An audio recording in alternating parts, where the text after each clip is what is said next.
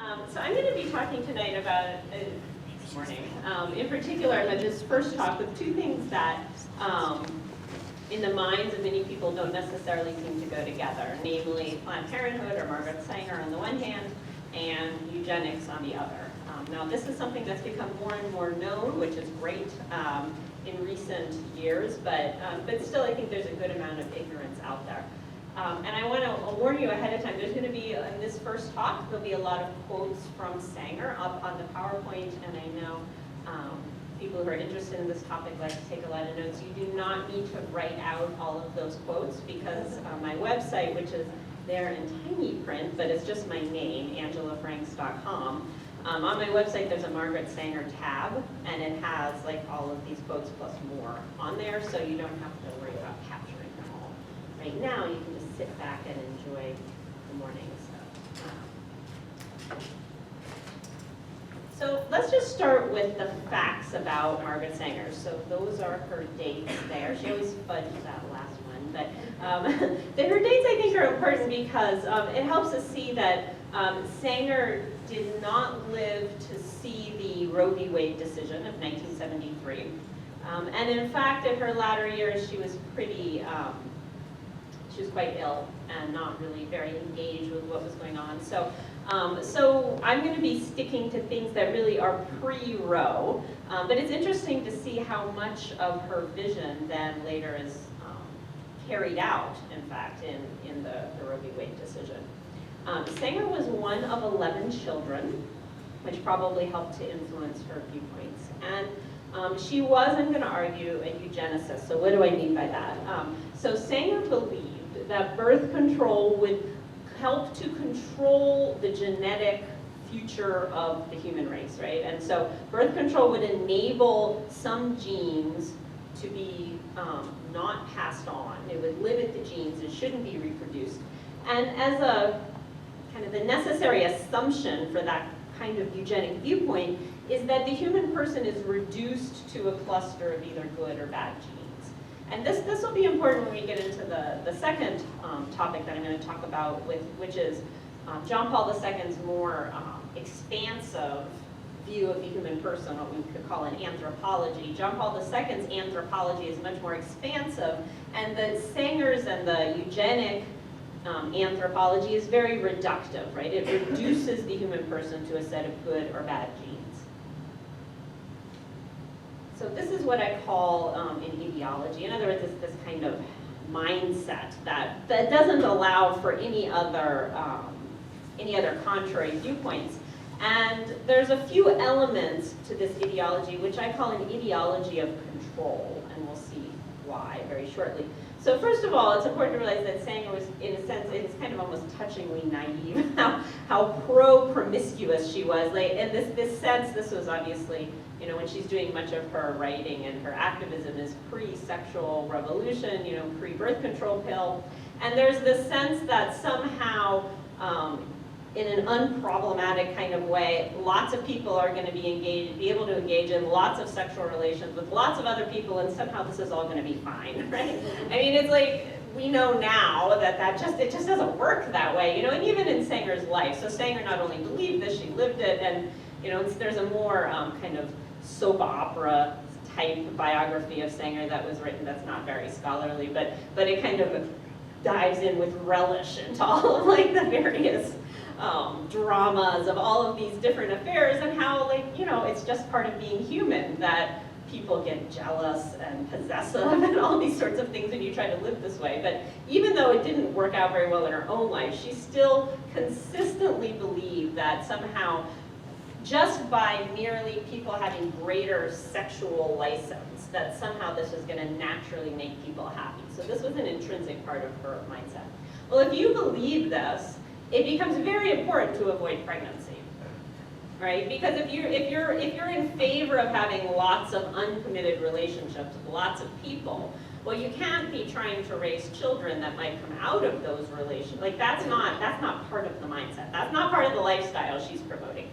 So it becomes necessary to avoid pregnancy, and this is what triggers her advocacy of three kinds of control. And so this is where her mindset becomes what I call an ideology of control. So First of all, she's in favor of birth control, and she always wanted to use that language of birth control, which is, we just naturally just think that's just how it's always been called. There was this moment in the movement, like maybe in the early 19-teens, where they were trying to settle on the term that they were going to use to talk about what it was they were advocating, and they could have said something like contraception or other terms are on the table, and she really wanted it to be birth control, right? Because it was, for her, it was really about control. That part's going to be really important.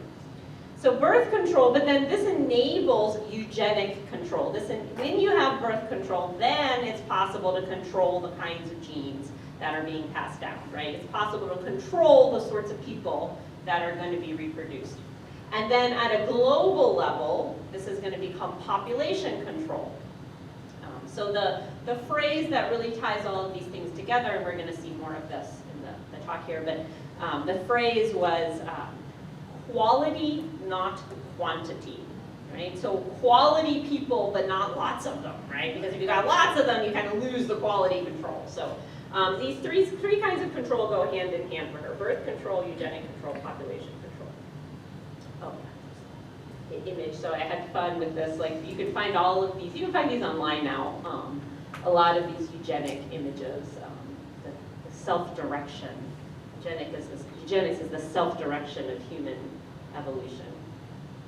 Okay, so these two kinds of eugenics then that she is going to advocate. This is important to realize because it used to be before, the internet kind of threw lots of things online, and you had more access to what Sanger actually said. Planned Parenthood used to cherry pick quotes where she says negative things about eugenics, and they would be like, see, she actually hates eugenics.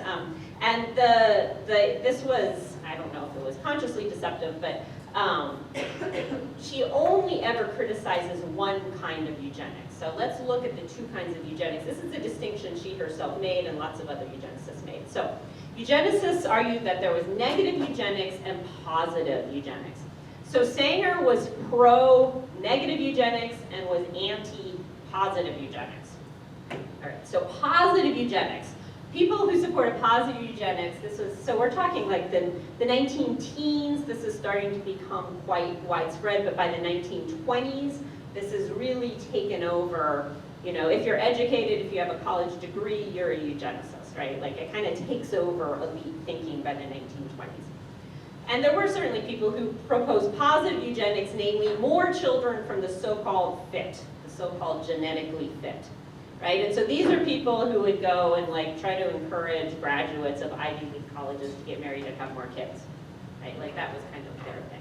So positive eugenics is a little weird and, certainly kind of elitist and probably racist and all that kind of thing. But, basically harmless in the sense that, trying to propagandize people to have more kids is, okay, fine, that's your thing. But negative eugenics is where it gets really dangerous, right? Because negative eugenics is on the side of fewer children from the so-called unfit, right? Now this is where eugenics really gets sinister, because when you're a negative eugenicist, you're in favor of finding the people that you think are unfit. One of the things about eugenics is hardly anybody ever self-identifies as unfit. Right? It just never happens, right? Or somebody's like, yeah, I'm unfit. If you're talking in these terms, you're always assuming that you're part of the fit. That's part of the elitism of eugenics. Negative eugenics was the thing that Sanger was always consistently in favor of. She always believed in fewer children from the unfit. Occasionally you would find these statements kind of more in a flavor of positive eugenics, but that was really pretty rare. And when she criticizes eugenics, she's criticizing positive eugenics, the idea of more children from the fit, in part because of this backdrop of concern over population. So Sanger as a negative eugenicist. All right, so I've already used this term unfit a few times, and it's important to get a better sense of what it is Sanger and in general eugenicists meant by unfit. So there's as many definitions of the fit and the unfit as there are eugenicists, but if you boil it down to the key ideas, these three come up. So first of all, the unfit were the poor, those who are economically disadvantaged, so the poor. Secondly, those people with physical disabilities and sometimes diseases. So they tended to have a, it was a less sophisticated understanding of genetics 100 years ago than obviously there is now. And they tended to think in a very simple term that there were genes, simply like one gene for one disease or one disability, and that you just had to eliminate that like one gene. And they lumped a lot of things into physical disability and disease. A lot of things that we know now are not necessarily genetic. And then what we could call the cognitively disabled, they would say the mentally deficient. So people who either had mental illnesses or who were simply less intelligent. And the range of people who were, they were quite happy to lump lots of people into the category of being less intelligent. So these are the things that, that eugenicists are concerned about: poverty, disease and disability, and what they would call IQ. The IQ test first came about around the time of World War I, so about 100 years ago, and that became immediately eugenicists, you started utilizing that as a eugenic tool. Okay. So one of the things about Sanger that always probably gives Planned Parenthood fits is that Sanger did not mince words. She was a very outspoken and actually quite clear advocate of her points of view, and she actually had a lot of contempt for. So one of the things that happened by like the 1940s, when Sanger is already probably in her 60s, people are trying to edge her out of Planned Parenthood precisely because of this quality, that she's just not very, not always very, what we would call politically correct. And here's one of those statements where she kind of lays it out exactly what she believes. This is from 1920, and she talks about birth control being nothing more or less than the facilitation of the process of weeding out the unfit, of preventing the birth of defectives or of those who will become defective. So I mean, that's pretty straightforward. And the thing is, like, when you look not only at her public statements, her writings, and her speeches, but if you also look at her letters and her correspondence, like, it's very clear that this is consistently a viewpoint that she held. This is not something she said. Planned Parenthood would, once upon a time say, well, she only said these kinds of things publicly, but privately she actually was like 180 degrees different. Was like as empathetic and warm-hearted and kind of charitable as you could possibly imagine. That is simply not true. Like when you read her correspondence, it's quite evident. All right, so if this is your goal, the process of weeding out the unfit, well, all right, so immediately the really relevant question becomes, well, how do you plan on doing that exactly? And we know, there can be various kinds of ways to accomplish that. So one of the questions within the eugenics movement was always this question of how. And one of the questions was, do you use persuasion or do you use force? And Planned Parenthood will sometimes argue that Sanger was really just in the persuasion camp, and certainly Sanger preferred persuasion. I mean, it's just a lot more straightforward. If you just convince somebody that they should be using birth control, then it's just much less messy. But she was not opposed to force, in fact. And so here from 1921, she says, possibly drastic and Spartan methods may be forced upon society if it continues complacently to encourage the chance and chaotic breeding that has resulted from our stupidly cruel sentimentalism. Lots of great things in that quote, right? So first of all, this idea of breeding is very common among eugenicists, where they reduce the whole rich personal element of human reproduction and parenting and love and all that. They reduce it to this sense of like purely an animal breeding. And so the idea is like, we're very scientific when we come to breeding horses, and we are always looking to perpetuate the best traits, and why do we become so unscientific when it comes to human beings, right? Why don't we apply the same methods of animal husbandry to human reproduction? So how do you, however, move society? Well, that's where the state comes in, and so she continues that the real problem is, quote, when the incurably defective are permitted to procreate and thus increase their numbers, And so governments should, quote, attempt to restrain, either by force or by persuasion, the moron and the imbecile from reproducing his large family of feeble-minded offspring. When I get to this quote, I always feel like I'm on a playground, yelling insults at other kids. One important thing to grasp is that for a eugenicist, these are actually technical or scientific terms, right? They refer to where you appear on the spectrum of an IQ test. And so the moron or the imbecile, those are people who are quite intellectually deficient for a eugenicist. They're kind of toward they're scraping the bottom of the barrel of intelligence. Now the feeble-minded were something, this is the kind of thing that made eugenicists, stay awake at night worrying. The feeble-minded were people who actually were mentally deficient, but they appeared normal. Oh my goodness, now you might think they're normal, you might marry them thinking they're normal, you might reproduce more feeble-minded people just because you think they're normal, right? I mean, it kind of begs the question of like, if they're capable of acting so normal, then what's the problem, right? But from a eugenicist, the idea is like the feeble-minded are like this border category of people who, they were worried were on the rise. And in fact, what they determined through the results of IQ tests is that all of these categories were getting bigger.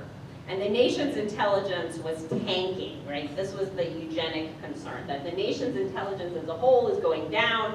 And so drastic measures, those drastic and Spartan measures are necessary to start to intervene in this emergency situation.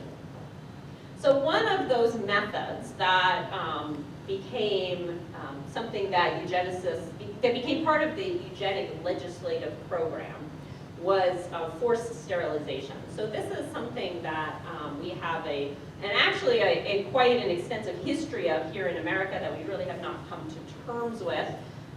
So sterilization was obviously considered to be like, if you're a eugenicist, this is the best possible option for dealing with the so-called unfit. They're sterilized, they can't reproduce anymore. So that's at least one small problem that's been solved if you're a eugenicist. The problem is, how do you do that, right? And so eugenicists started to try to pass state laws that allowed for the 50 states, for the individual states, to sterilize their citizens without their permission. Because again, the problem is, do you persuade? If you can persuade, do you intervene forcibly? And states, to their credit, were somewhat loath to forcibly sterilize their citizens without their permission. So this went all the way to the Supreme Court. And in 1927, you have the Buck v. Bell decision, which was an 8-1-1 decision. There was one Catholic on the court at that point in time, and he was the lone dissent in this decision, but he did not write an opinion, so we actually don't know his reasoning, but we do know he was the one dissenter.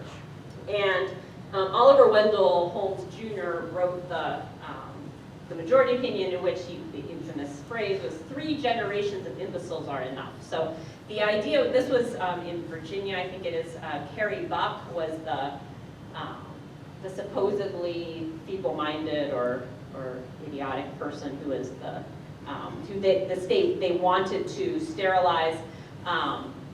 And the story behind this has come out maybe in the last 15 years or so. There was actually a documentary, I think it was on PBS at one point, about this case. Buck, not unusually, was in an institution. So as a result of the Buck v. Bell decision, states were allowed to pass these laws. If memory serves, 22 states did, so nearly a majority of states.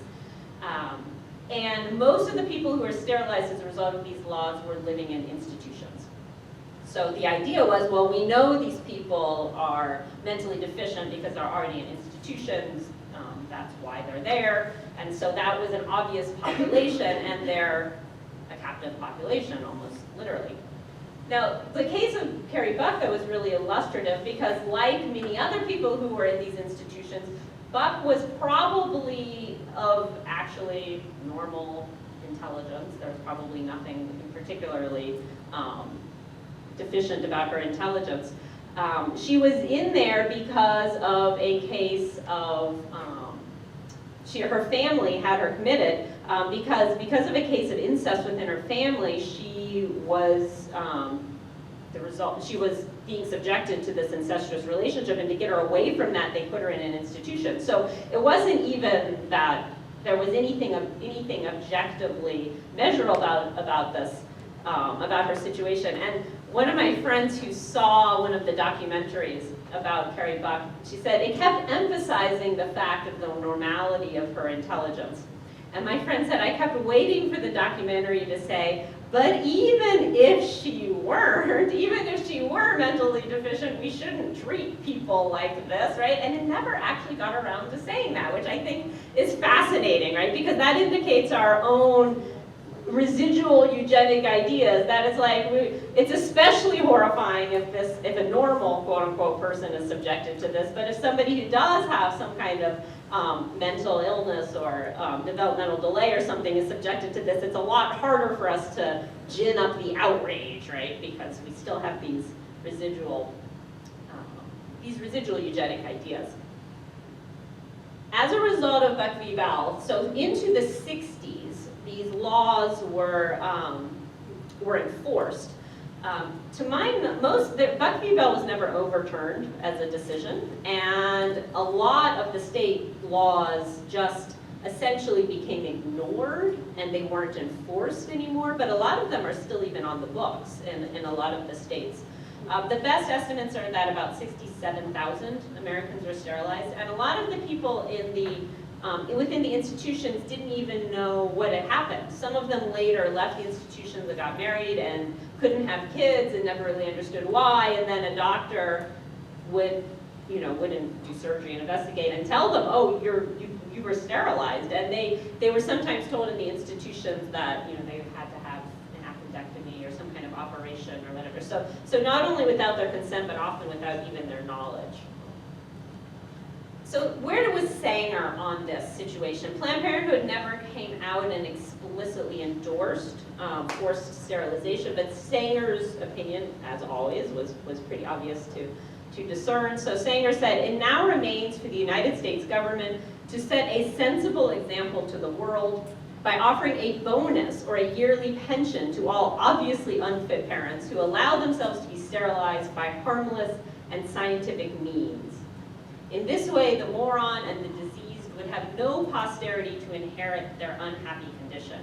Ask the government to first take off the burdens of the insane and feeble-minded from your backs. Sterilization for these is the remedy. And you notice there the argumentation is, the idea is, well, these people are expensive, right? They're expensive. And because they're expensive, they require welfare assistance and so forth. They're costing you money.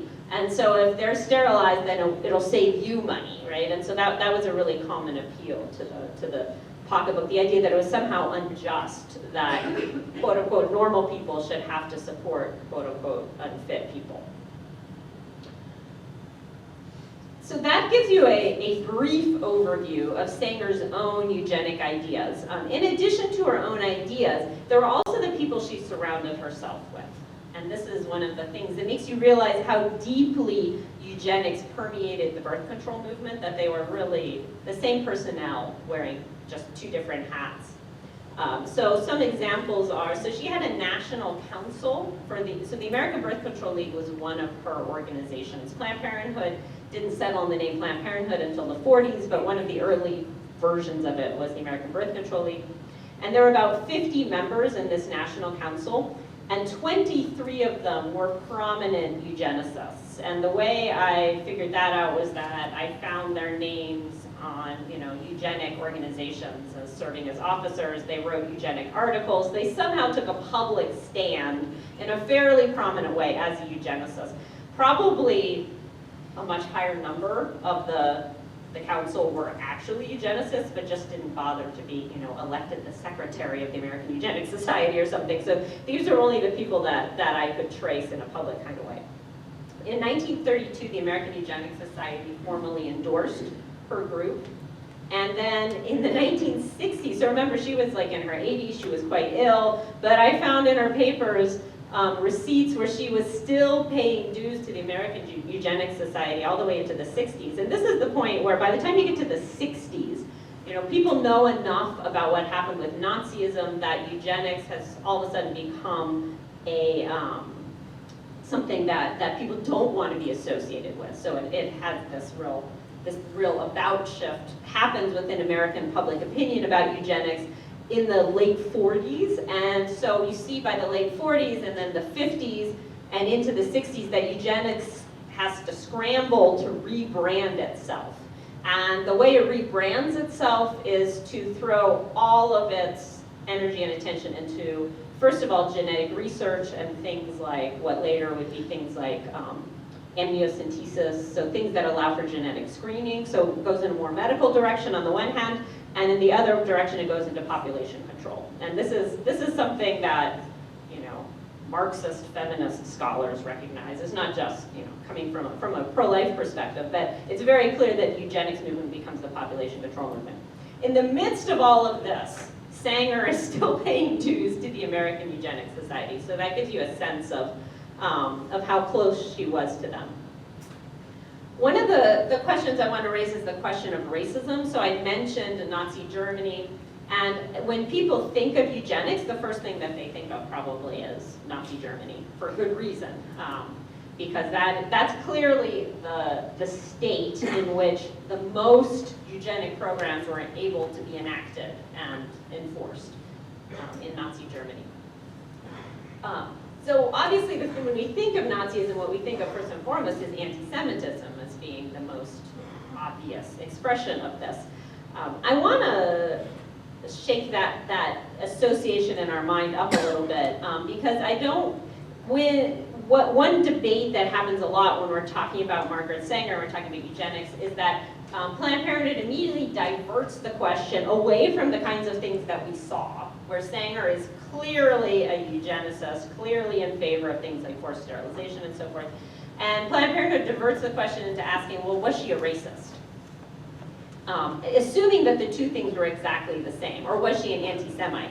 They love to divert it in that direction because, for example, Sanger's first husband, from whom she got the name Sanger and kept, he was Jewish, right? So, it's not obvious in Sanger's own writings and language that she was an anti-Semite. You don't really see anything talking about anti-Semitism.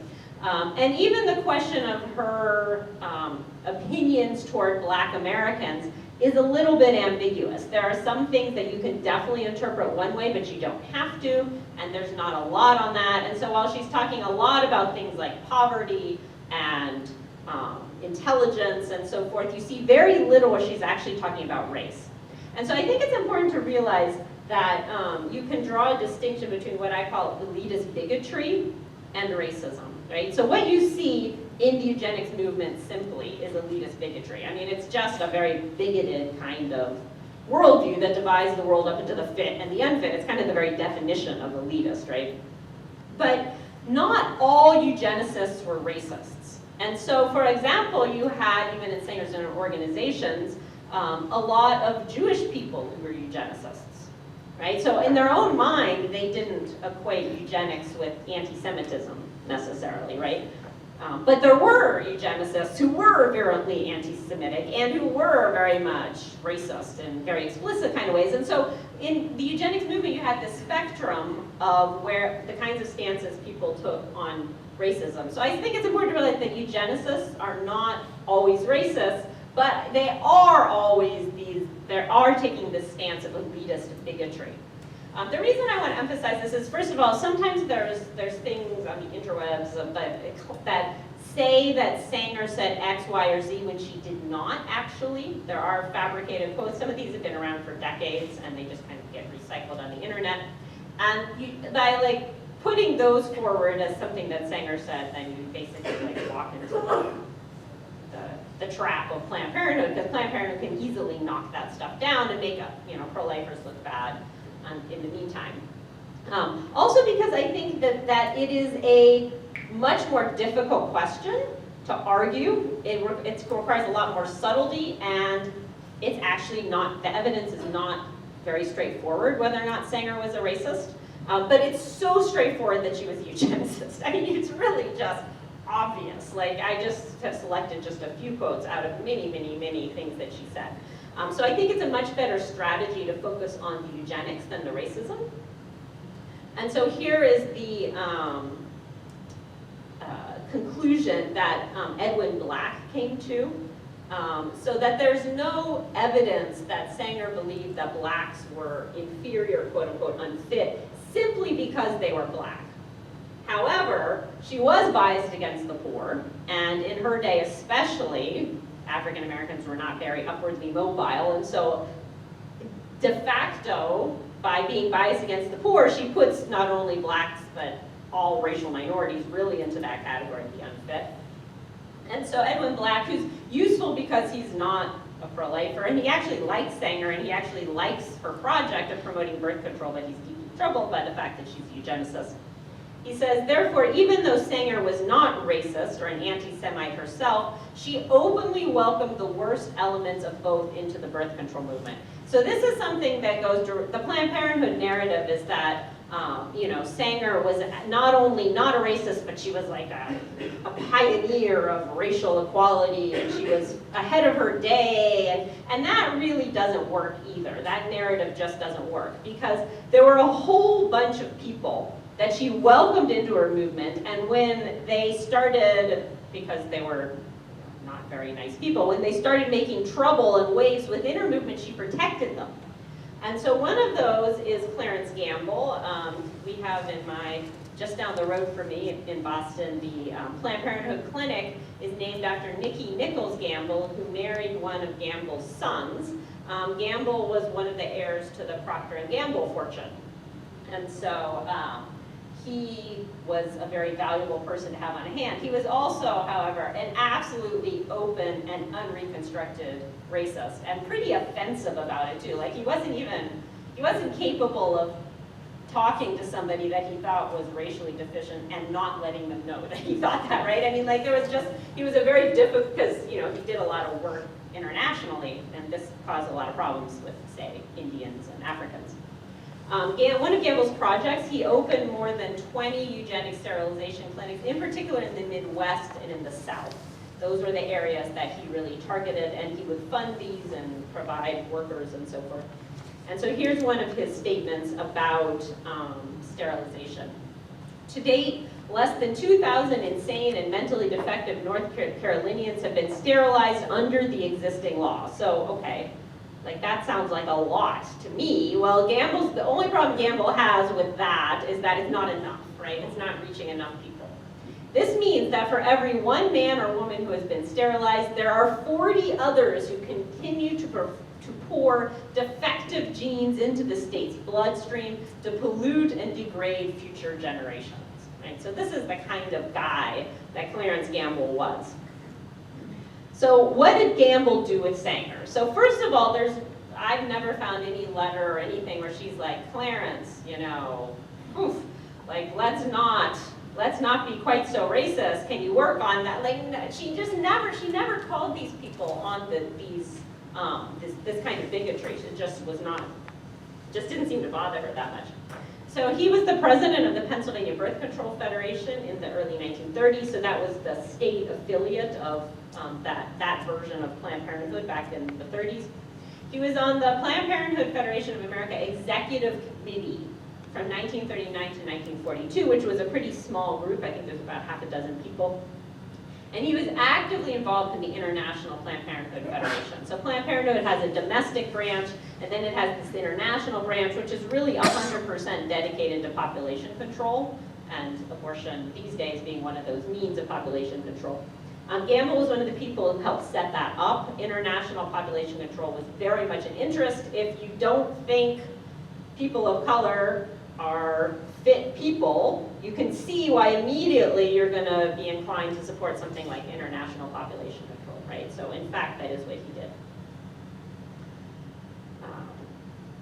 Why is she so comfortable with this kind of way of thinking? So one reason is that there's this anthropology in the background. So again, this understanding of the human person in the background, where she's really viewing people in terms of whether or not they measure up to Margaret Sanger's standards, right? And if they don't, she has this comfort level with dehumanizing them. Now, this is something we see all over the place within the eugenics movement, but it's also something we see certainly in the anti-life, more contemporary anti-life movements, things like abortion, right? Like, what are some ways that Planned Parenthood or abortion clinics talk about the unborn child? Fetus, clump of cells, tissue, right? Like, I mean, like, you're not made of tissue, right? I mean, like, this just... So this comfort with dehumanizing is something that you see all over the place in Sanger from the very beginning of Planned Parenthood. So here's a quote from her. In his last book, Mr. H.G. Wells, there's a picture of him there. He was actually one of her lovers, like, who can keep count of that? Mr. H.G. Wells speaks of the meaningless, aimless lives which cram this world of ours. Hordes of people who are born, who live, who die, yet who have done absolutely nothing to advance the race one iota. Their lives are hopeless repetitions. All that they have said has been said before. All that they have done has been done better before. Such human weeds clog up the path, drain up the energy and the resources of this little earth. We must clear the way for a better world. We must cultivate our garden.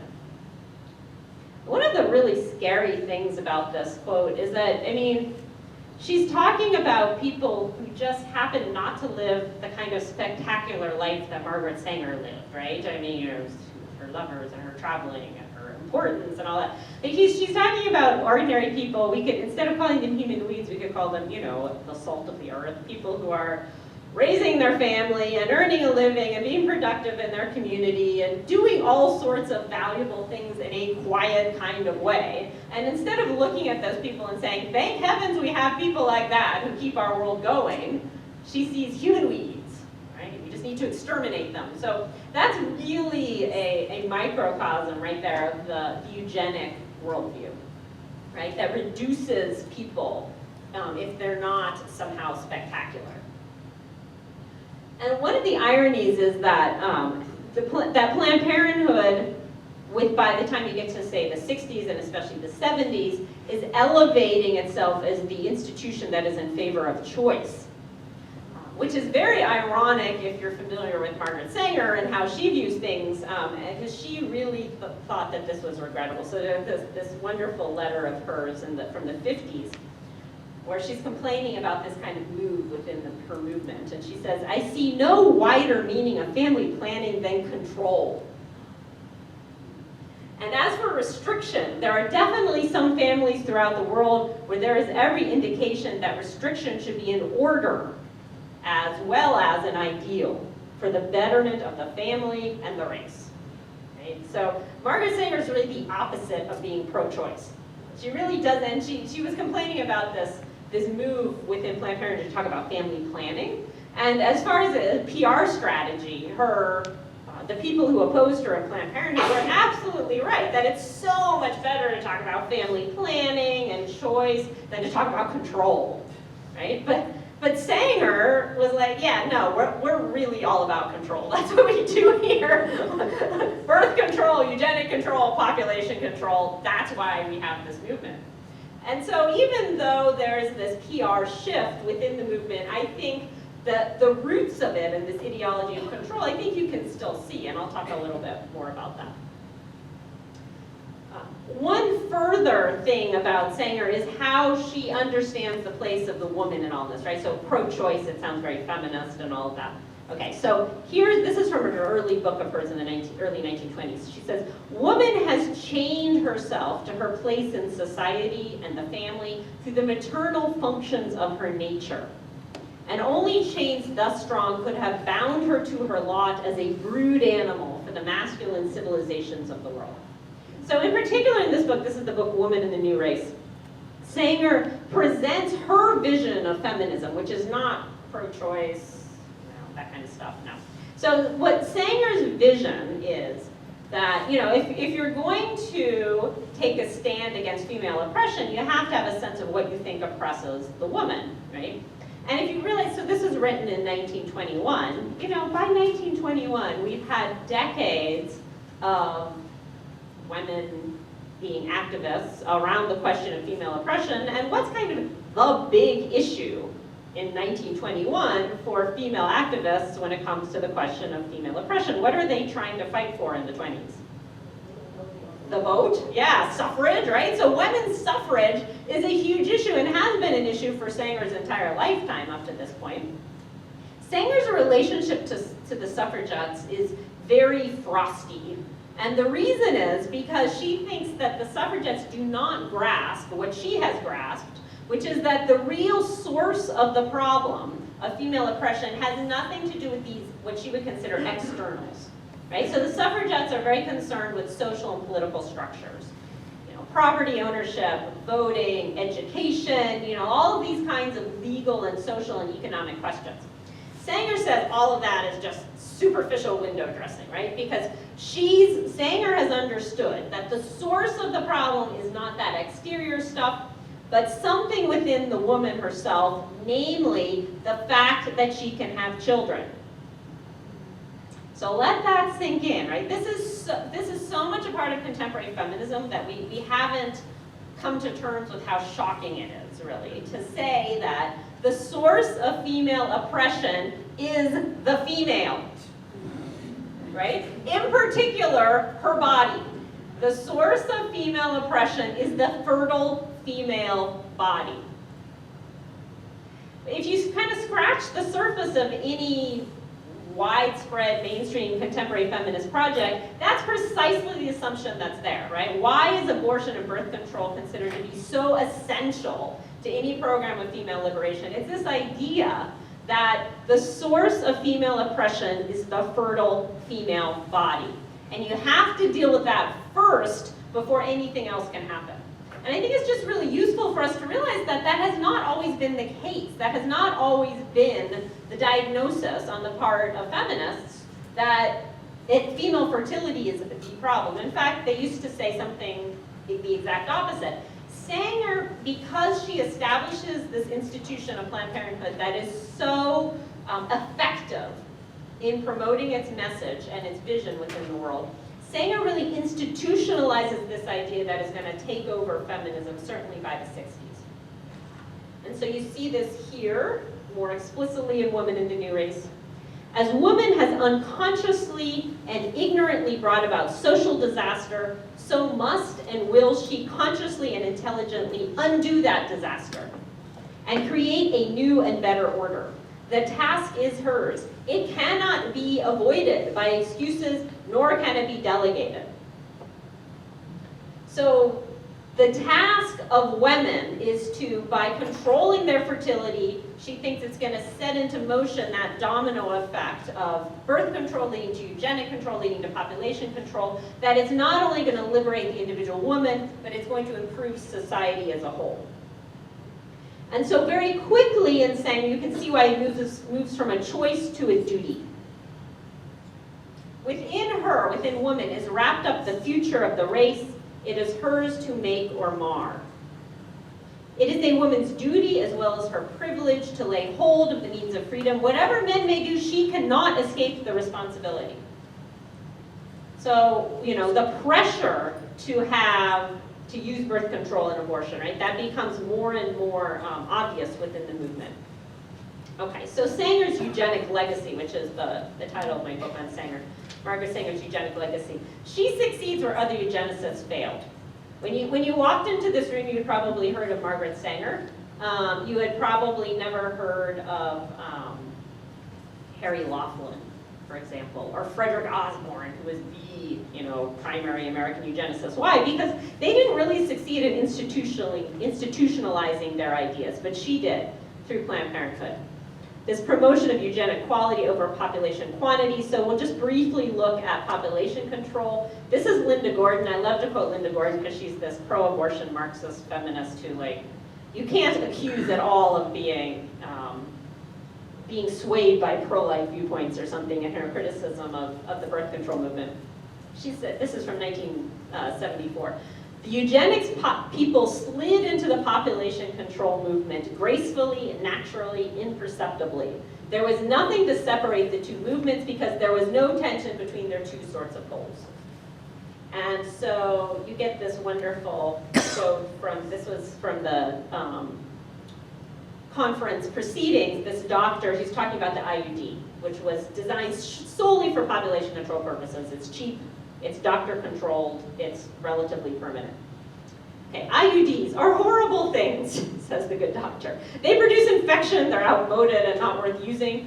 But suppose one does develop an intrauterine infection, and suppose she does end up with a hysterectomy and a bilateral salping oophorectomy. I had to look that up. So that's where they take out not only the uterus, but also then the ovaries and the fallopian tubes also, I believe. Okay, so suppose that happens because of the IUD use. How serious is that for the particular patient and for the population of the world in general? Not very. Perhaps the individual patient is expendable in the general scheme of things, particularly if the infection she acquires is sterilizing but not lethal. That kind of summarizes the population control movement, right? Sterilizing but not lethal. Now, give them 5 years and they do not talk this frankly, right? By the time you get to the late 60s and especially into the 70s, they have to, instead of talking about population control, they talk about women's health. Women's health, women's health, women's health, which somehow always is reduced. It never means like more fertility, right? Which is actually what a healthy female body can do, right? It's more able to bear children. They never talk about that, right? So, but like early in the days of the movement, you see the mask kind of comes off. The mask came off also, you guys heard of this guy, Paul Ehrlich, Population Bomb. So this was a bestseller back in the day. He predicted famines, you know, in the U.S. by the late 70s. I missed that part. Never happened to my town, at least. But so he was interviewed, and I couldn't believe how frank he was in this interview. This is the late 90s. Everyone wants to know what's going to happen, and you never know what's going to happen. So the question is, do you say, I don't know, in which case they all go back to bed?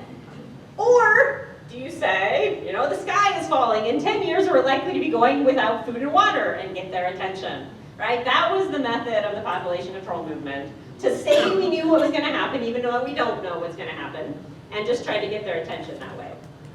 Okay, so I'm going to I won't talk about this too much. So IPPF had all of these eugenic things in their history as well, kind of explicitly. I want to talk about this quote. So this is from a international conference about 10 years ago. Somebody said, so does Planned Parenthood promote abstinence? This is this fascinating answer. Abstinence is not 100% effective for preventing pregnancy. Okay, so like I know I'm not a sex and reproductive expert like Planned Parenthood is, but I'm really confused. All right, so we only recommend abstinence with condoms. I don't know how that works, but again, like I'm not the expert, so whatever. But it kind of summarizes Planned Parenthood's mindset, right? Whatever else you do, make sure birth control is part of it. So, you know, one thing that they forget to mention, according to the CDF, you know, is that condoms are not effective against things like HPV and herpes. There's a lot of sexually transmitted diseases that are spread by skin-to-skin contact that, you know, that actually condoms are not effective against, but again, Planned Parenthood, you know, guess what is effective against those? Abstinence, right? Planned Parenthood doesn't want to talk about that. Just really quickly, we don't know a lot. I don't have a lot of contemporary data about Planned Parenthood's clients because they realized that was radioactive and stopped releasing it. But we do know from one thing that came out in 2010, they acknowledged that over 75% of their clients had incomes at or below 150% of the poverty line. So in other words, the Planned Parenthood clientele is below income. I mean, it's quite clear as far as where they put their clinics, that these are the people that they are targeting. A lot of people also don't know that African American women are more pro-life, some generally significantly more pro-life than white women, but they are over 5 times more likely to have abortions. The abortion rate within the Black community is really tragic, yeah. This, you know, I forgot to update this number. I'm sure this number is out of date, but over 16 million Black babies aborted since 1973. And in fact, the Black population has remained steady or gone down, while other racial minority percentages have increased. And I mean, a lot of that is due to things like abortion. And so nearly 1,800 Black babies aborted a day. All right, so this is all kind of depressing. You're going to see this picture in the next slideshow because I love it. That's number 1 and number 4. I just love this picture. But I just to kind of put things into more context, remembering Hebrews. So all this stuff about control, control, control. It's useful to remember, like, all of this is, Sanger's project is really futile from the get-go in the sense that Margaret Sanger does not control history, right? Margaret Sanger does not control the human soul. Planned Parenthood does not. Who does, right? Well, Jesus Christ is the Lord of history, and so Paul reminds us he has put in subjection everything under his feet. Now, in putting everything in subjection to him, he has left nothing outside his control, right? And so to just remember this more providential framework.